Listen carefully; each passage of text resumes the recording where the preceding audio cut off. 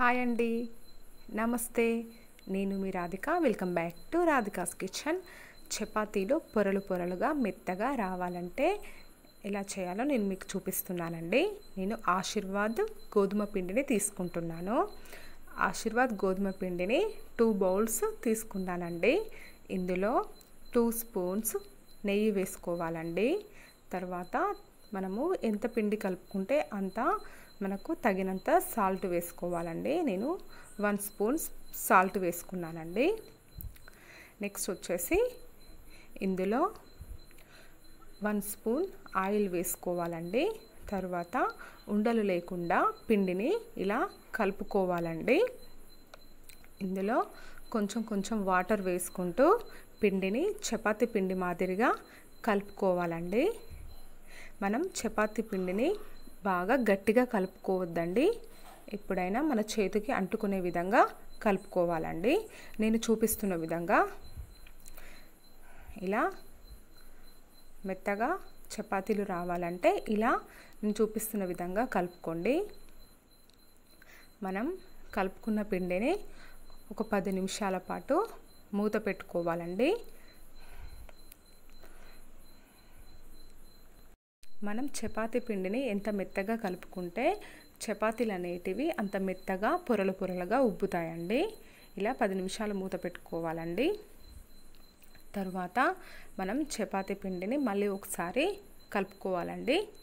ఇలా కలుపుకొని మనం ఒకవేళ మన చేతికి అంటుకున్నట్లయితే మనం చేతికి కొంచెం ఆయిల్ పెట్టుకొని కలుపుకోవచ్చండి.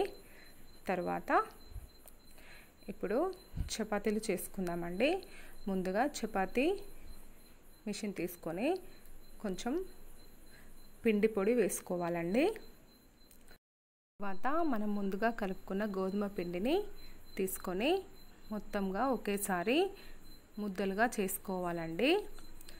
మనకు ఎక్కువ పెద్దగా కావాలంటే కొంచెం ముద్దను ఎక్కువ పెట్టుకోవాలండి. చిన్నగా కావాలంటే చిన్నగా పెట్టుకోవచ్చు. ఇలా ముద్దలుగా చేసుకోవాలండి. అన్నిటినీ ఒకేసారి నేను చూపిస్తున్న విధంగా కొంచెం ఆయిల్ చేతికి వేసుకుంటే పిండి అనేది మనకు అతకదు. తర్వాత మనం చపాతీకి కావాల్సిన ఆయిల్, పొడి పిండి, చపాతీ ముద్దలని పక్కన పెట్టుకోవాలండి. తర్వాత చపాతీ మేకర్ని తీసుకొని దానిలో పొడి పిండి వేసుకొని చపాతీని ఇలా చేసుకోవాలండి.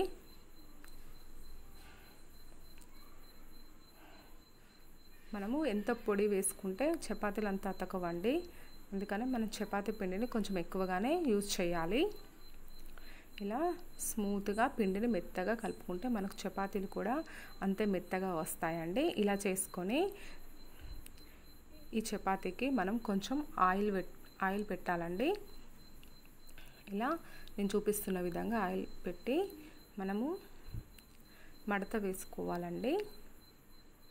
ఇలా 4 మడతలు వేసుకొని మనకి రౌండ్ షేప్ రాదండి.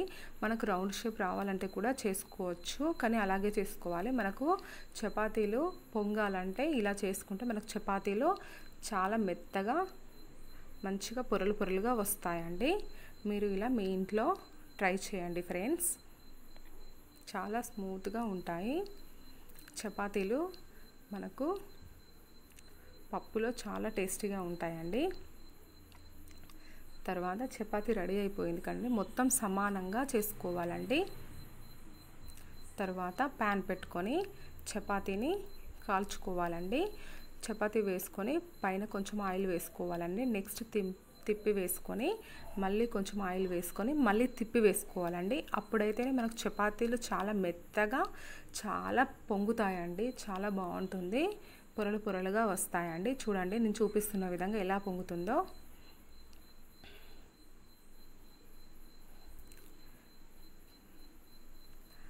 మీరు ఇలా మీ ఇంట్లో ట్రై చేయండి ఫ్రెండ్స్.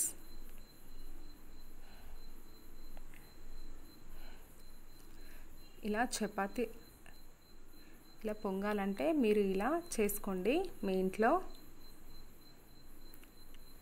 చూడండి ఎంత బాగా అయిందో చపాతీ. నెక్స్ట్ మనం ఈ చపాతీని హాట్ బాక్స్లో స్టోర్ చేసుకోవాలండి. నేను చూపిస్తున్న విధంగా చపాతీలు చాలా మెత్తగా పొరలు పొరలుగా ఎలా వచ్చాయో చూడండి ఫ్రెండ్స్. మీరు మీ ఇంట్లో ఇలా ట్రై చేసుకొని నాకు కామెంట్ చేయండి ఫ్రెండ్స్. మీకు నా వీడియోస్ కనుక నచ్చినట్లయితే లైక్ చేయండి, మీ ఫ్రెండ్స్కి షేర్ చేయండి. మరిన్ని వీడియోస్ పొందటానికి నా ఛానల్ని సబ్స్క్రైబ్ చేసుకోండి. పక్కనే ఉన్న బెల్ ఐకాన్ని ప్రెస్ చేయండి. Thank you for watching friends.